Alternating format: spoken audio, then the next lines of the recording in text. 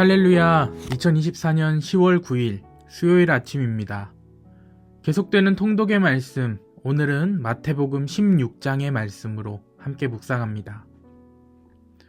오늘 말씀을 함께 묵상하기 전에 한 가지 질문을 하고 싶습니다. 성도님들은 교회를 왜 다니십니까? 왜 신앙생활을 하시나요? 신앙생활을 하는 목적이 무엇인가요? 가끔 청년들이나 교회를 막 다니기 시작한 사람들, 그리고 집사님들이 신앙 상담을 해달라고 하실 때가 있습니다. 그때마다 제가 제일 처음 물어보는 질문이 이것입니다. 이 질문을 하면 참 다양한 대답을 듣게 됩니다. 살면서 힘든 일이 많았는데 교회에 가면 마음이 평안해진다 라는 분도 계시고, 교회에 안 나가면 왠지 마음이 불안하고 찝찝하다라고 하시는 분들도 계세요. 또 하나님께 복받고 싶어서, 혹은 아내가, 남편이 같이 가자고 해서 다닌다라는 대답들을 주로 듣는 것 같습니다. 그리고 아무리 숨겨도 드러나는 목적을 가지고 교회를 다니는 사람들도 있죠. 영업을 위해, 인맥을 위해, 사업을 위해, 이민 생활 같은 경우는 정착을 위해 혹은 한국 사람들이 그리워서, 청년들 같은 경우는 이성 친구를 사귀거나 배우자를 찾을 생각으로 교회를 찾는 사람들이 있습니다. 목적이 있는 신앙생활을 하는 것이죠. 이런 일은 예수님이 계셨던 시대에도 있었습니다. 예수님께서 이적을 통해서 많은 사람들을 배불리게 먹이시니까 예수님을 따라다니면 굶어 죽을 일이 없겠구나 라고 생각하면서 따르는 사람들이 많이 있었습니다. 이를 보시고 예수님께서는 저들이 나를 찾는 것은 떡을 먹고 배부르기 때문이다 라고 말씀하시면서 썩는 양식을 위해서 일하지 말라 라고 하십니다. 하나님의 뜻대로 열심히 신앙생활을 하면서 생기는 그런 부수적인 유익은 감사하고 좋은 것임이 틀림없습니다. 하지만 그 부수적인 유익을 신앙의 주된 목적으로 삼는다면, 주된 것이 무엇인지 분별하지 못한다면 그때부터는 심각한 문제가 됩니다. 결국 그 목적을 이루거나 목적이 사라졌을 때 신앙도 같이 사라지게 되기 때문입니다. 여러분, 우리는 신앙의 주된 목적을 잘 분별해야 합니다. 오늘 말씀을 보면 주님께서는 표적을 구하는 바리새인과 사두개인들에게 하늘을 보고 날씨는 분별하면서도 시대의 표적은 분별하지 못한다 라고 책망하셨습니다. 메시아이신 예수님께서 역사 속에 등장하셨는데 알아보지도 못하고 분별하지도 못한다는 말씀입니다. 이들은 천국이 가까이 왔다는 것을 도무지 깨닫지 못했습니다.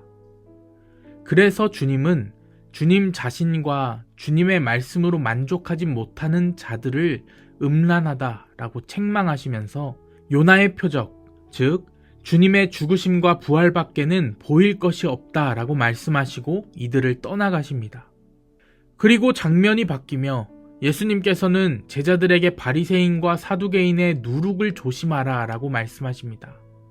하지만 제자들은 주님이 떡을 가지고 왔는지 물으시는 줄 알고 당황합니다. 제자들의 태도는 2번이나 경험한 떡의 이적과 교훈을 잊은 영적인 무지이고 믿음의 부족을 보여줍니다. 주님은 영적 교훈이 바리새인과 사두개인들의 거짓된 교훈, 누룩에 의해 가려질 것을 염려하시지만 제자들은 여전히 떡의 문제, 즉 먹고 사는 문제에 묶여 있음을 보여줍니다. 먹고 사는 문제에만 마음을 두고 살면 주님의 말씀을 분별하지 못하고 오해하기 쉽습니다. 지금 우리의 마음은 어디에 있습니까? 떡의 문제, 먹고 사는 이생의 문제에만 매여 있지 않은가? 자신을 돌아보고 점검하는 우리가 되기를 소망합니다. 빌립보 가이사랴 지방에 도착하신 주님은 제자들에게 자신이 누구냐라고 물으십니다. 이때 주님에 대한 세간의 오해들에도 불구하고 베드로는 잘 분별하여 주는 그리스도시요 살아계신 하나님의 아들이시니이다 라고 고백합니다.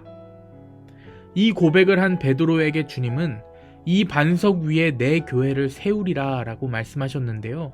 이것은 베드로라는 한 사람에게 하신 말씀이 아니라 온전한 믿음, 흔들리지 않는 분별의 믿음 위에 교회가 견고하게 세워질 것을 말씀하고 계시는 것입니다. 그리고 죽음이나 사탄의 권세도 반석 위에 세워진 교회를 이길 수 없다고 선언하십니다. 천국 열쇠를 주신다는 것은 교회를 통해 복음의 진리를 전파함으로써 성도들을 천국으로 인도하시겠다라는 말씀입니다. 오늘 예수님의 말씀은 우리가 먼저 바로 세워져야 한다는 것을 깨닫게 합니다. 옳게 분별할 줄 알아야 합니다.